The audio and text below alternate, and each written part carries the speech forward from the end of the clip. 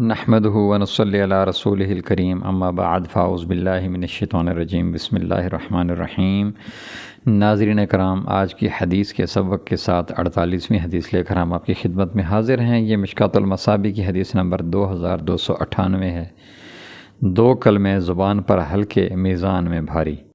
اللہم صلی علی محمد النبی الامی وعلی آلہ وسلم تسلیما کثیرا کثیرا۔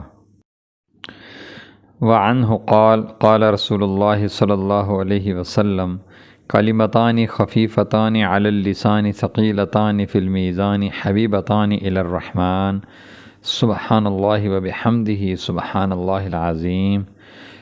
تسبیح، تحمید، تہلیل اور تکبیر کے ثواب کا بیان۔ مشکوٰۃ المصابیح حدیث نمبر 2298، فصل دعاؤں کا بیان۔ حدیث شریف کا ترجمہ۔ حضرت ابو ہریرہ رضی اللہ تعالیٰ عنہ بیان کرتے ہیں، رسول اللہ صلی اللہ علیہ وآلہ وسلم نے فرمایا، دو کلمے سبحان اللہ وبحمدہ سبحان اللہ العظیم زبان پر ہلکے، میزان میں بھاری اور رحمان کو محبوب ہیں۔ متفق علیہ، رواہ البخاری و مسلم۔ وآخر دعوانا ان الحمد للہ رب العالمین۔